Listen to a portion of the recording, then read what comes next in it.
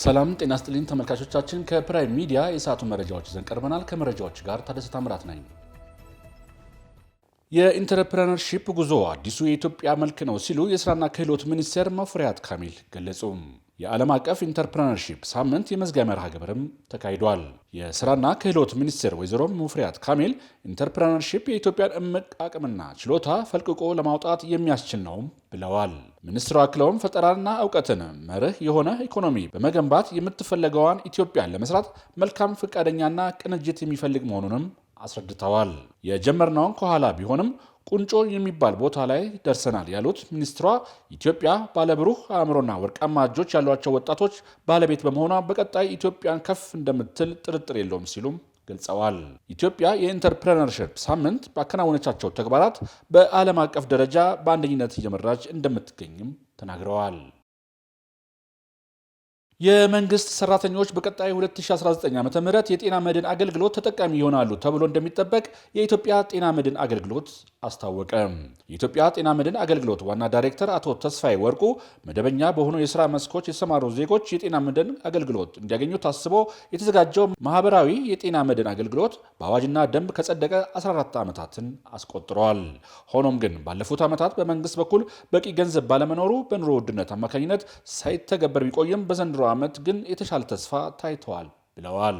በዘንድሮ ዓመት በጤናው ዘርፍ የተሰማሩ ከ500 ሺህ በላይ ሰራተኞች ለአገልግሎቱ መመዝገባቸውን የጠቀሱት ዳይሬክተሩ ከገንዘብ ሚኒስቴር 4.5 ቢሊዮን ብር መጽደቁንም ተናግረዋል። በሚቀጥለው ዓመት ሁሉም የመንግስት ሰራተኛ ተጠቃሚ እንዲሆን የፌዴራል ሆነ የክልል መንግስታት በጀት ይይዛሉ ተብሎም እንደሚጠበቅም አመላክተዋል። የግብርና ሜካናይዜሽን የምግብ ሉዓላዊነትን ለማረጋገጥ ጉልህ አስተዋጽኦ እያበረከተ መሆኑን የኢትዮጵያ ግብርና ትራንስፎርሜሽን ኢንስቲትዩት አስታወቀ። የኢንስቲትዩቱ ዋና ዳይሬክተር ዶክተር ማንደፍሮ ንጉሴ የግብርና ሜካናይዜሽን ስርዓት የዘርፉን ምርታማነት በማዘመን ቁልፍ ሚና እየተጫወተ ይገኛልም ብለዋል። በመንግስትና በግሉ ዘርፍ አጋርነት ዘርፉን ለማዘመንና ምርትና ምርታማነትን ለመጨመር በርካታ ስራዎች በመከናወን ላይ መሆናቸውንም ገልጸዋል። ኢንስቲትዩቱ በሚያከናውናቸው የተለያዩ የጥናትና ምርምር ስራዎች በመታገዝ የዘርፉን ምርታማነት በማሻሻል ውጤት እያስመዘገበ እንደሚገኝም አስታውቀዋል። የምግብ ሉዓላዊነትን ዘላቂና ወጥ በሆነ መልኩ ለማረጋገጥ ከምርት እስከ ገበታ ያለውን ሂደት የሰመረ ለማድረግ እየተሰራ መሆኑንም ተናግረዋል።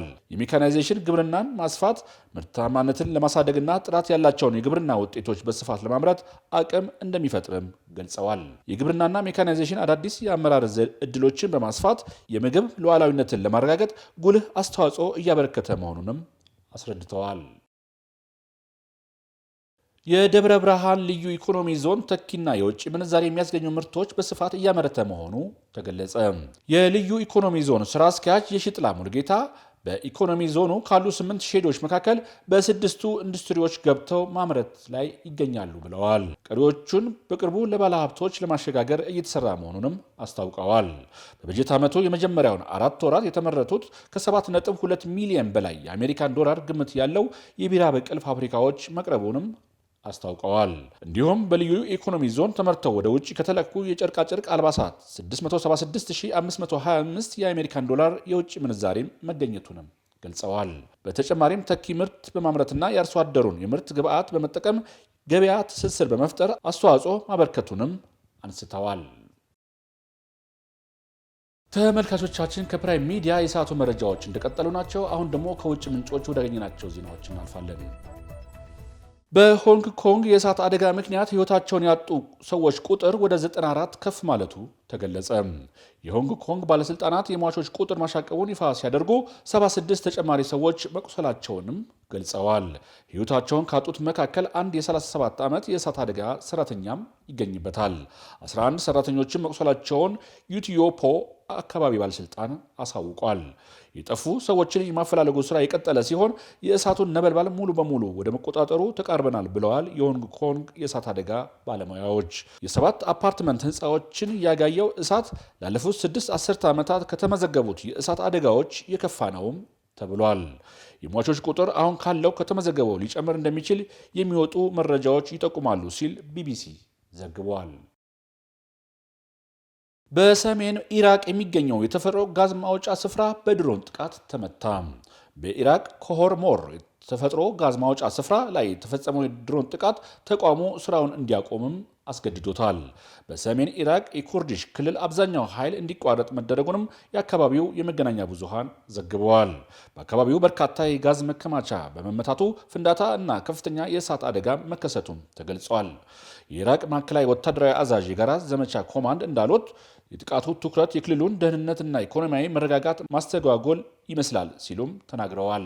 እንደ አካባቢው ባለስልጣናት ገለጻ 8 በመቶ የክልሉ የኤሌክትሪክ ኃይል ፍርግርግ ተጎድቷል። በዚህም የተነሳ ከፊል ራስ ገዝ ክልል የኤሌክትሪክ ኃይል መቆራረጥንም አስከትለዋል ብለዋል።